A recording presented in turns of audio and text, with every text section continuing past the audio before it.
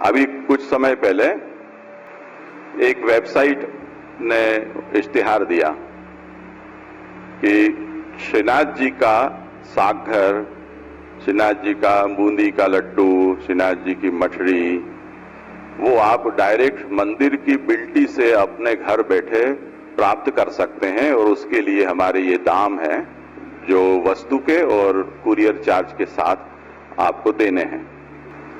और उसमें ये लिखा कि बहुत ही स्वादिष्ट श्रीनाथ जी का प्रसाद अपने घर बैठे आप पाइए, इस तरह से उसका इश्तिहार था। अब वो किसी ने मुझे भेजा तो मैंने वेबसाइट वालों को लिखा कि अगर जो वस्तु बेची जाती है वो कभी प्रसाद नहीं हो सकती और अगर प्रसाद है तो उसको बेचा नहीं जा सकता। अब उन्होंने क्या जवाब दिया कि आपकी बात सही है, पर लोग इसे अपने स्वाद के लिए मिठाई के रूप में भी खरीदते हैं और उनका ऐसा आग्रह है कि वो उस मंदिर में बिकती मिठाई है वो हमें मिले, हम इसलिए उसको बेचते हैं और मंदिर ने हमें बेचने के लिए एजेंट के रूप में हमको मान्य किया है उस, और मंदिर का जो भी कमीशन है वो हम उनको देते हैं। तो इसमें हम मियां बीबी राजी तो क्या करेगा काजी, उनका मतलब ये था। ठीक है ना। अब देखो ये मंदिर की ओर से, मतलब जो श्रीनाथ जी को भोग धर रहा है वो व्यवस्था भोग आने के बाद प्रसाद के रूप में वो बेचा जाएगा, इतना तो वो कहते हैं।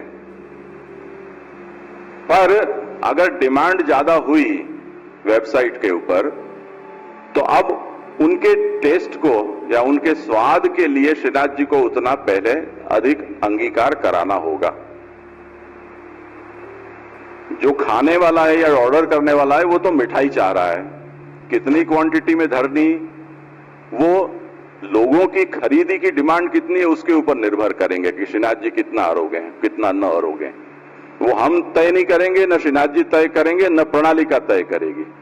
प्रसाद की डिमांड कितनी है वो तय करेगा कि आज ठाकुर जी कितना अरोगेंगे। अगर डिमांड डाउन हो गई तो श्रीनाथ जी को शायद न भी आए, राह देखते रहे। कल तो 2 छबड़ा आए थे, आज क्या होगा? आज डिमांड नहीं है क्योंकि सब लोग हेल्थ कॉन्शियस हो गए हैं। कोलेस्ट्रॉल बढ़ेगा, डायबिटीज बढ़ेगी तो श्रीनाथ जी बैठे बेचारे भाजी अरोगेंगे, तो ये हो जाता है। अब ये देखो सामीभुक्तता है, वर्ल्ड वाइड सामीभुक्तता। घर में तो ऐसा होता है, कोई बच्चे के मन में ऐसा हो जाए कि रसोई के पास से गुजरे, सुगंध आ रही है, अच्छा आज ये अरोगेंगे, मजा आ जाएगा, वो तो एक की बात है।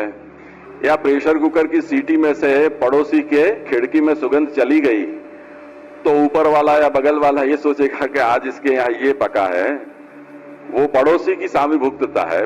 पर ये वर्ल्ड वाइड वेब के ऊपर श्रीनाथ जी की सामग्री या मंदिरों की सामग्री को रखना और उनके सबके भीतर उसकी भोगेच्छा को जगाना, ये वैश्विक भोग बुद्धि है। अब ये भोग वृत्ति कैसी है, जिसके लिए विंध्यावली ने ये कहा कि क्रीडार्थम आत्मनः इदम त्रिजगत कृतंते स्वाम्यंतु तत्र कुधियो पर येषु कुर्यो। ये वो कुबुद्धि वाले लोग हैं कि जिन्होंने भगवान ने अपनी आत्म क्रीड़ा के लिए बनाए विश्व के ऊपर अपना स्वामित्व मान लिया है। तो वो जो सागर है या वो बूंदी का लड्डू है या वो ठोर है, उसके ऊपर खाने वाला का स्वामित्व है। वो खाने वाले को इतना चाहिए कि वो पर्टिकुलर इस प्लेस में इस देवता के सामने से वो गुजर के और हमारे पास आए। तो ठीक है, आपका जो क्वालिटी कंट्रोल आप चाहते हैं उस तरह से हम आपको सप्लाई करेंगे, इतनी तो बात है। अगर आप ये चाहते हैं कि भी लोग ऐसा करते हैं, ऐसी वेबसाइट्स भी हैं कि जो जिन जिन जगहों पर जो प्रसाद प्रसिद्ध है उसको वो एक ही वेबसाइट पर बेचते हैं। तिरुपति का लड्डू, श्रीनाथ जी की मठड़ी, कहीं की रबड़ी, कहीं के चमचम, कहीं की जलेबी, कहीं के घेवर, वो दुनिया भर के जितने भी प्रसिद्ध भारतीय देवस्थान हैं उनमें जो स्वादिष्ट पदार्थ पॉपुलर है वो एक ही जगह आपको मिल जाएंगे। और शायद तो भारत सरकार भी अब पोस्ट के द्वारा मंदिरों के ये सब प्रसाद को बेचने की पूरी व्यवस्था कर रही है, क्योंकि उनको वहां रेवेन्यू मिलने वाली है इतनी। तो ये समझना ये है कि इस तरह की बुभुक्षा जगने के बाद अगर उस वस्तु का समर्पण प्रभु को हो रहा है, ये बुभुक्षा कैसी है? जगाई हुई नहीं, आकस्मिक ही है, जानते हुए कि ऐसी भोगेच्छा हमें देव को अर्पित किए जाने वाले पदार्थ में नहीं होनी चाहिए, बावजूद उसके संयम न रहने के कारण पैदा हुई है, और केवल वो मन तक है, अभी मुंह तक वो पहुंचा नहीं है पदार्थ। ऐसी स्थिति में जो बुभुक्षा पैदा हुई है उसका क्या किया जाए? जैसे मगर ये जो अनुभूति है वो यहाँ पे समर्पण के हिसाब से बताई गई है कि ये जो भोग भुक्त जो समर्पण के बारे में बताया, ये तो पद मीमांसा हो रही है। हाँ ठीक है, हमें वो तो समझना पड़ेगा ना कि भोग शब्द का मतलब क्या होता है।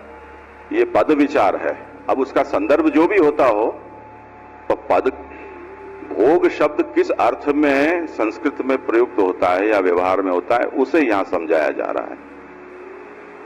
ठीक है, तो जिनको हम उसकी परीक्षा के लिए चखते हैं, जिस भी रूप से जिस पदार्थ का परीक्षण होता हो, वो चखने के बाद जो बचा हुआ पदार्थ है उसे भुक्त नहीं माना जाता है, क्योंकि ऐसा व्यवहार लोक में भी नहीं होता है। और क्यों नहीं होता है, उसका कारण यह है कि चखने वाला पेट भरने के लिए वो चखता नहीं है।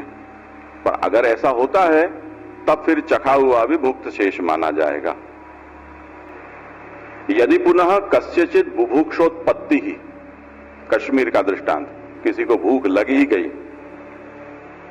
तदा तस्य चेतनस्यैव वा अपराधित्वम मानसिक व्यभिचारादिव। ये चखने की बात नहीं है, किसी को भोजन का जो पदार्थ है जो प्रभु के लिए सिद्ध किए गए हैं, उसे देखकर उसके मन में उसकी भोग की कामना जग गई, उसने उसमें से उसका उपयोग नहीं किया है, खाया नहीं है। अब इसे क्या समझना? तो पुरुषोत्तम जी आज्ञा करते हैं, ये सामीभोक्तता है, पर ये सामीभोग कैसा है? मानसिक है, वस्तु का भोग नहीं है, पर मानसिक भोग यहां हो गया, यानी मेंटल साइकोलॉजिकली हमने उस वस्तु का उपयोग किया है, ऐसा उसका तात्पर्य है।